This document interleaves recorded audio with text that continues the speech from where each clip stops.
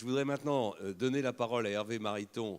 Hervé Mariton et Bruno Le Maire, comme chacun sait, sont pour le moment les deux candidats déclarés à la présidence de l'UMP. Je suis heureux qu'ils soient présents aujourd'hui à l'abbaye de Champagne. Ils vont s'exprimer tous les deux. Donc Hervé maintenant. On passera ensuite à la table ronde animée par Valérie, puis on entendra Bruno Le Maire. Alors pardon, on va déjeuner un tout petit peu tard, mais je pense que ça en vaut la peine. Et comme le dit à l'instant Pierre Lelouch, se souvenant de ses origines méditerranéennes, c'est roué en Champagne, c'est l'heure espagnole. Voilà. Alors Hervé Mariton.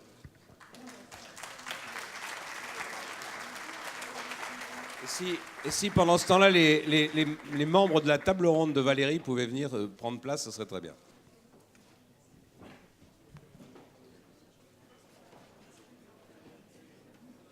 Merci François.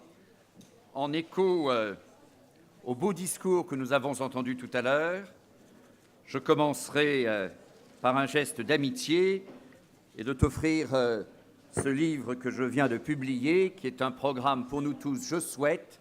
Le bonheur regarde à droite.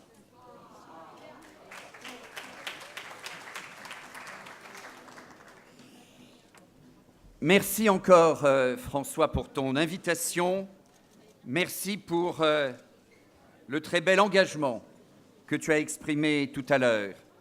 Merci à toutes et tous, et particulièrement nos amis de la Sarthe, dans ce Tour de France qui nourrit mon été. J'ai eu le plaisir de venir il y a quelques semaines déjà au Mans. Merci Dominique, merci Fabienne. Quel est l'état de la France aujourd'hui? Un gouvernement qui, depuis 2 ans, fait le contraire de ce que commande l'intérêt de notre pays, qui ne cherche son salut qu'en faisant le contraire de ses promesses, qui donne en gage d'un réalisme économique de façade le sacrifice des valeurs et l'éloge avec Najat Vallaud-Belkacem de l'idéologie du genre. Nous avons atteint le degré zéro de la politique, le degré zéro de la confiance. Alors aujourd'hui, notre enjeu à tous, et l'enjeu aussi de l'élection du président de l'UMP, c'est de savoir comment redresser une France insultée.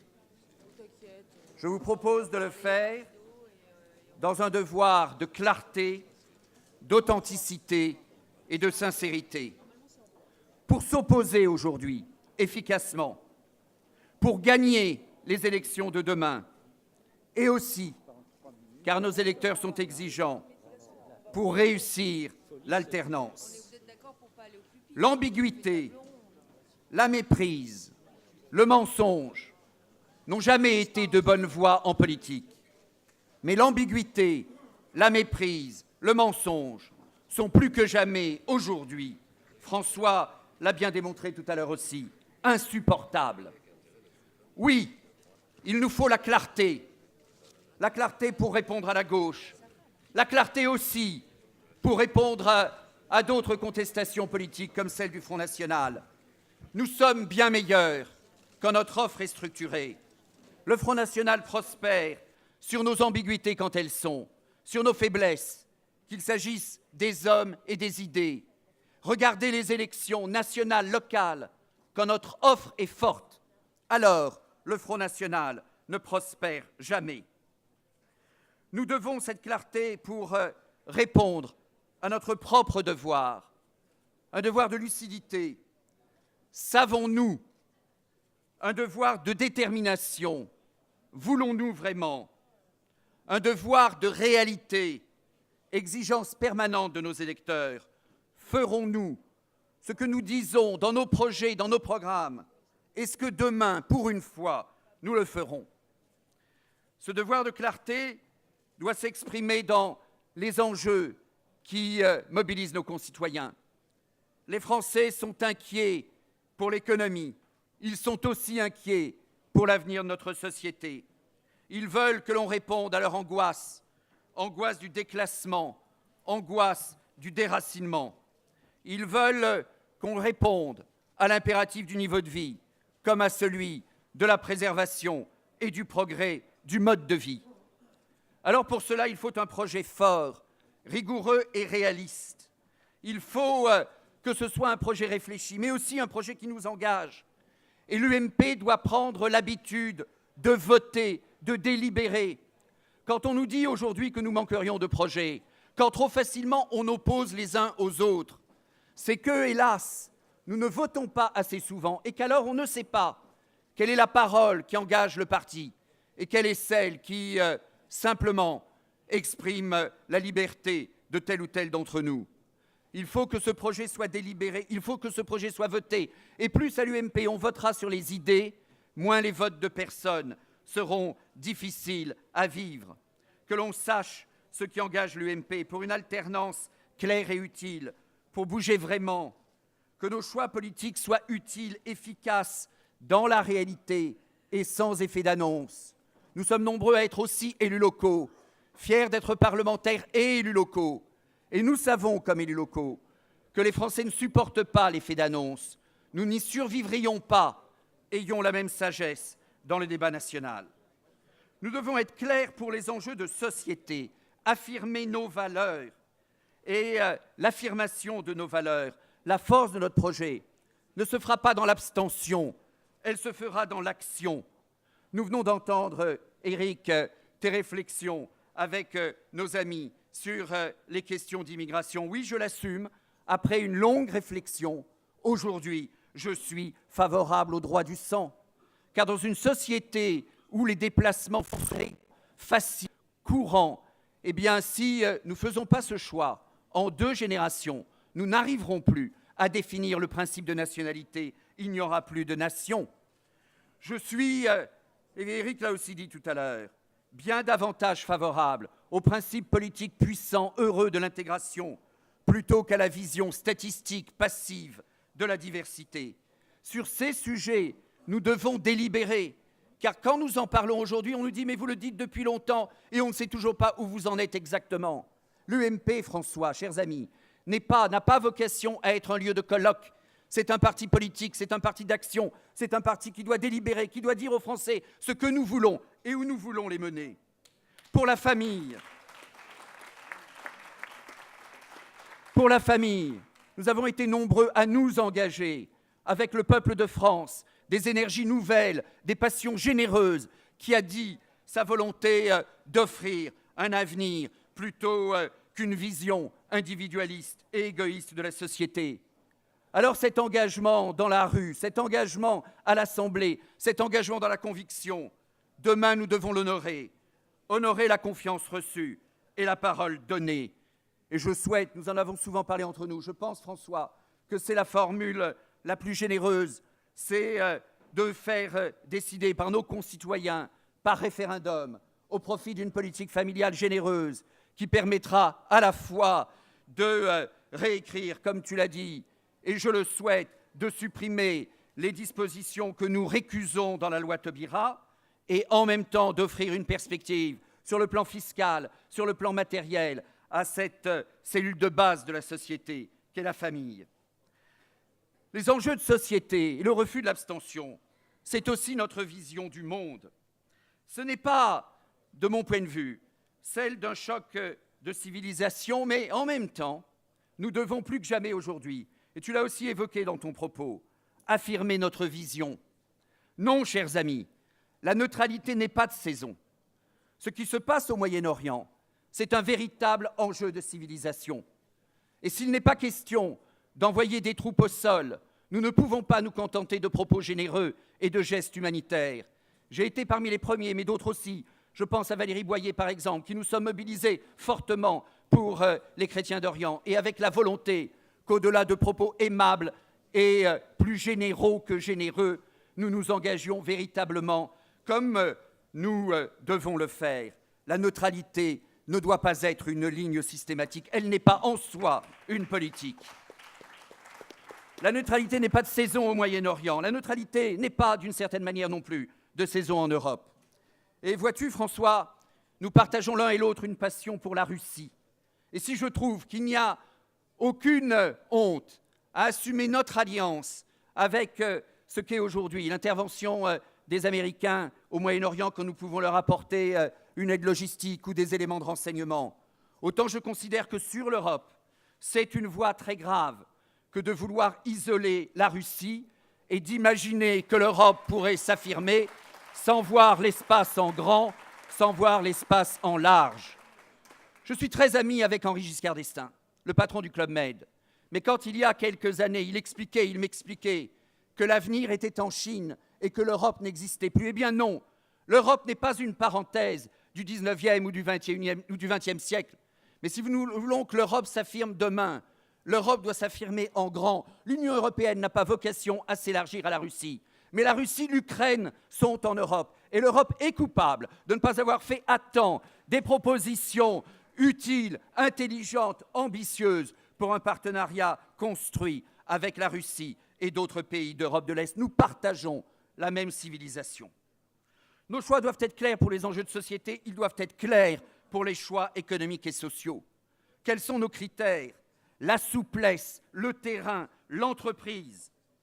Nous avons eu un débat, tu y étais François, Valérie aussi, d'autres encore, Christian, Bruno, en décembre, l'équipe dirigeante de l'UMP. Ce débat, nous l'avions préparé avec Éric Woerth et Luc Châtel. Nous avons eu quelques désaccords avec Bruno et quelques autres. Je continue de penser que le risque pour nous, ce n'est pas d'en faire trop, c'est d'en faire trop peu. Rappelons que l'emploi et le pouvoir d'achat, ce sont les entreprises qui le distribuent plutôt que l'État. Alors oui, soyons audacieux et concrets pour bousculer les seuils d'entreprise, pour que le temps de travail soit négocié dans les entreprises, pour modifier les règles du SMIC, et je l'assume. Je suis favorable à un SMIC par branche, car en réalité, aujourd'hui, nos règles nous contraignent dans ce funeste privilège français accordé au chômage. La France n'a pas le droit de faire le choix du chômage, et c'est à nous de proposer des voies.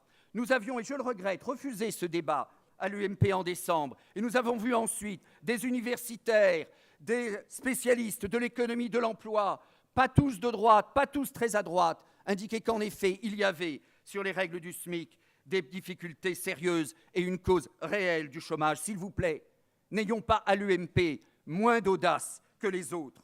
Sortons de la préférence française pour le chômage. Oui, l'entreprise est un levier de bonheur. On y ensemence l'engrais de l'autonomie, de la créativité. On y apprend les principes de réciprocité, de subsidiarité. Il faut stigmatiser l'action d'une majorité qui est aujourd'hui essentiellement dans les mots.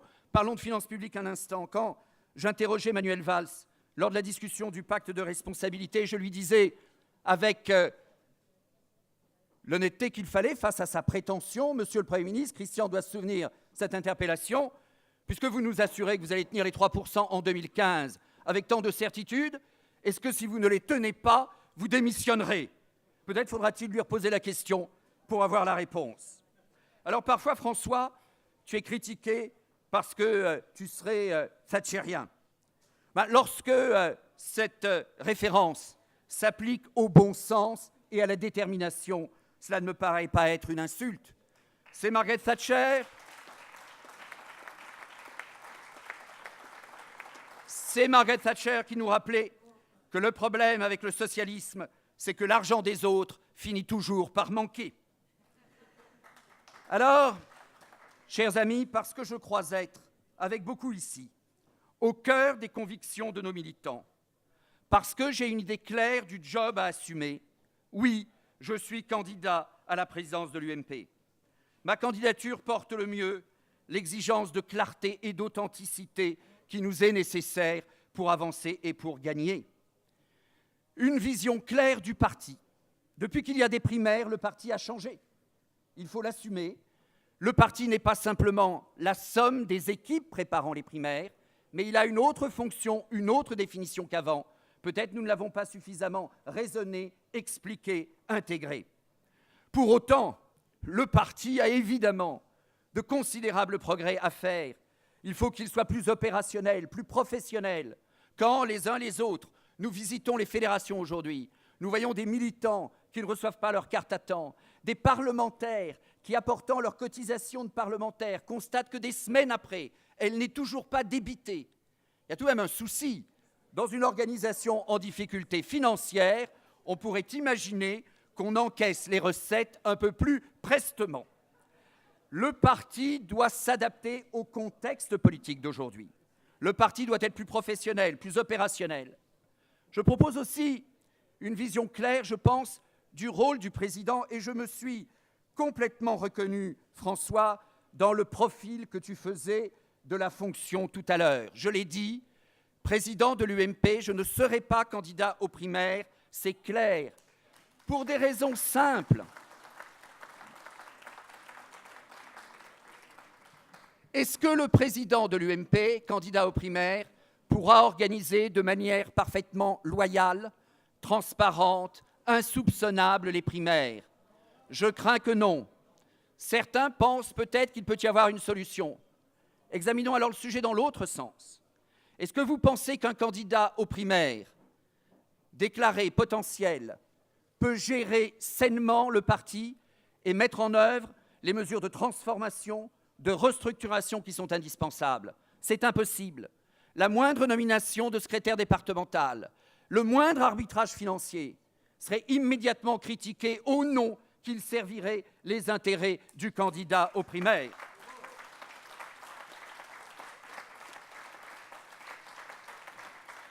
Ma candidature est claire sur le rôle du parti, elle est claire sur le rôle du président, elle est claire sur le projet, elle est claire sur l'alternance. Car nous avons un devoir, préparer, proposer les modalités opérationnelles de l'alternance. Il ne suffit pas d'avoir un projet, les Français nous demanderont comment nous allons le concrétiser, comment nous allons le mettre en œuvre.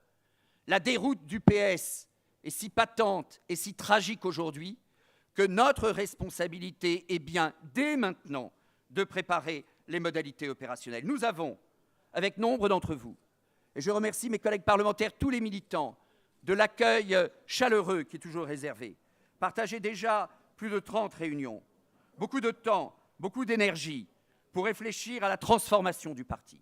Nos militants ne sont pas désespérés. Ils sont inquiets, ils sont angoissés, mais ils sont membres de la maison, ils sont actionnaires du parti et ils ont envie de contribuer utilement, heureusement, à sa transformation, à son redressement. Alors oui, nous devons ensemble réfléchir à la transformation du parti. Je dis transformation plutôt que rénovation, car nous devons ne pas nous contraindre dans un acte formel. Nous devons être dans une transformation qui soit véritablement porteur de changement, où nous soyons exigeants, non pas sur la méthode, mais sur le point d'arrivée, sur le résultat d'un parti qui demain ne pourra pas, ne devra pas ressembler à ce qu'il est aujourd'hui. Je me présente parfois comme l'ingénieur de la piste d'envol qui permettra aux militants, aux sympathisants de choisir le meilleur candidat à l'élection présidentielle avec le meilleur projet pour avoir le plus de chances de gagner et pour une fois, après avoir gagné, pour réussir l'alternance et garder la confiance des Français. Certains me critiquent et soulignent qu'aujourd'hui, ce ne sont plus les ingénieurs qui dirigent les entreprises, mais plus souvent les financiers ou parfois les énarques. Ça n'est pas grave. J'assume. Je veux mettre dans la vie de l'UMP quelque chose de l'organisation, quelque chose du rationnel. Ma candidature est une candidature pour un parti robuste. Elle est une candidature pour un projet vigoureux. Elle est celle de cet ingénieur de la piste d'envol qui est motivé, candidat à une mission passionnante, considérable, mais qui ne dit pas tout, qui n'est pas tout. Et il y aura des candidats aux primaires, et ils développeront leur projet, et vous choisirez. Et naturellement, je serai au service de celui que vous aurez choisi. En même temps, cette mission me paraît considérable. Et oui, c'est avec force, après y avoir réfléchi, en m'étant engagé avec le soutien de certains d'entre vous, le dialogue d'autres, le soutien de nombreux militants, que j'ai voulu vous proposer cette démarche pour redresser notre parti, pour promouvoir nos idées, pour construire un nouvel optimisme français, pour aimer la France. Telles sont les raisons pour lesquelles je sollicite votre confiance comme président de l'UMP.